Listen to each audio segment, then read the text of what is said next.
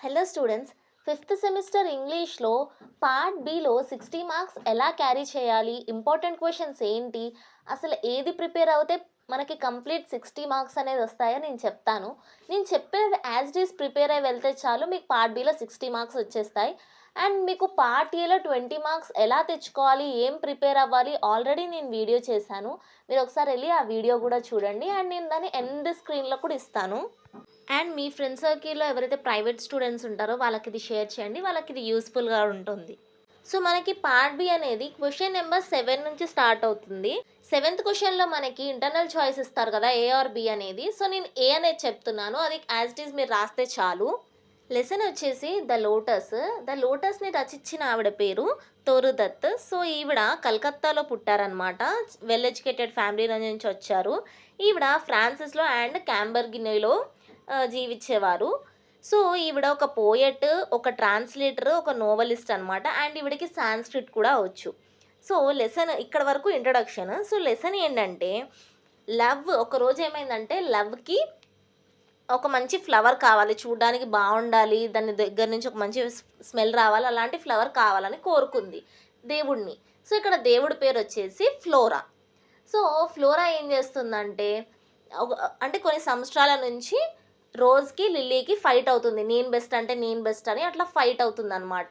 So, ఆ ఫైట్‌ని చూసిన flora goddess ఏం చేస్తుందంటే వీటికన్నా బెస్ట్‌ది అంటే వీటిలో ఉన్న ఈ రెండిట్లో ఉన్న మంచి క్వాలిటీని తీసి ఒక ఫ్లవర్‌ని చేస్తుంది. ఆ ఫ్లవర్ పేరే లోటస్ అనమాట. సో, ఆ లోటస్‌ని ఫ్లవర్స్ అన్నిటికి క్వీన్‌గా గూడా చేస్తుంది. సో, ఇది ద లోటస్ గురించనమాట. సో, నెక్స్ట్ ఎయిత్ క్వెషన్ వచ్చేసి 'the chimney sweeper'. So, 'the chimney స్వీపర్‌ని రచించిన అతని పేరు విలియం బ్లేక్. సో, ఈ విలియం బ్లేక్ అనే అతను English poet, painter and visionary అనమాట. సో, ఇతను ఈ చిమ్నీ స్వీపర్‌ని 2 పాటల్లో నుంచి తీసుకున్నాడనమాట. దేంట్లో నుంచి 'songs of innocence' and 'songs of experience' ఈ 2 పాటల్లో నుంచి. అది కూడా ఆ పాటలు పబ్లిష్ చేసింది కూడా ఇతనేననమాట.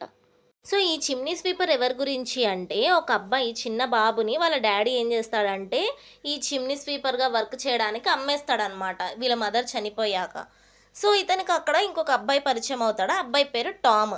సో, అతను చాలా అప్సెట్‌గా ఉంటాడు. ఎందుకంటే అతని హెయిర్ అంతా తీసేశారు. సో, అతను చాలా అప్సెట్‌గా ఉన్నాడు. సో, ఈ అబ్బాయి ఏం చెప్తాడంటే, ఆ టామ్ అనే అతనికి, సో, "నువ్వు హెయిర్ తీసేసాను బాధపడకు. నువ్వు చాలా ప్యూర్‌గా ఉన్నావు. నువ్వు చాలా బాగుంటున్నావు" అని అంటాడనమాట. సో, ఆ రోజు నైట్ టామ్ నిద్రపోయాక తనకొక డ్రీమ్ వస్తుంది. ఏంటంటే అతన్ని ఒక ఖైదీలాగా చేసేశారు. అతని ఫ్రెండ్స్‌ని కూడా అందరిని లాకప్‌లో ఏసేశారు. ఒక బ్లాక్ కోల్ ఉన్న దగ్గర లాకప్‌లో ఏసేశారు. సో, ఒక ఏంజెల్ వచ్చి వీళ్ళని ఆడిపిస్తుంది. వీళ్ళని బయటికి తెప్పిస్తుంది. వీళ్ళకి ఫ్రీడమ్ ఇస్తుంది. సో, ఆహ్, అలా ఆడుకుంటున్నప్పుడు ఆ ఏంజెల్ ఏం చెప్తుందంటే, "నువ్వు ప్యూర్‌గా ఉండు. నువ్వు మంచోడిగా ఉంటే నీకు ఆ గాడే ఫాదర్‌గా వస్తాడు. నిన్ను చాలా హ్యాపీగా చూసుకుంటాడు" అనేసి అతనికి కొంచెం మంచి వర్డ్స్ చెప్పి వెళ్ళిపోతుంది.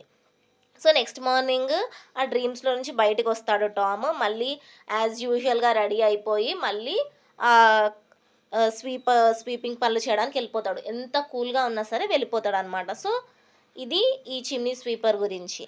సో, నెక్స్ట్ నైన్త్ క్వెషన్ వచ్చేసి ఓమీ జహంగీర్ బాబా గురించి. ఈ ఓమీ జహంగీర్ బాబా గురించి రాసింది ఎనాక్షి చటర్జీ అనే ఆవిడ రాశారు. ఈవిడ బెంగాలీ అండ్ ఇంగ్లీష్‌లో బెస్ట్ ఆథర్ అనమాట. ఈవిడకి చాలా అవార్డ్స్ వచ్చాయి ఆవిడ లిటరేచర్‌కి. అండ్ ఈవిడ బెంగాలీ అండ్ ఇంగ్లీష్ లాంగ్వేజ్‌ని ట్రాన్స్‌లేట్ కూడా చేస్తుంది.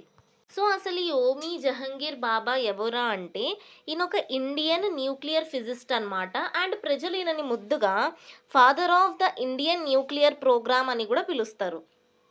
సో, ఓమీ జహంగీర్ బాబా క్యాంబ్రిడ్జ్ యూనివర్సిటీలో చదువుకున్నారనమాట.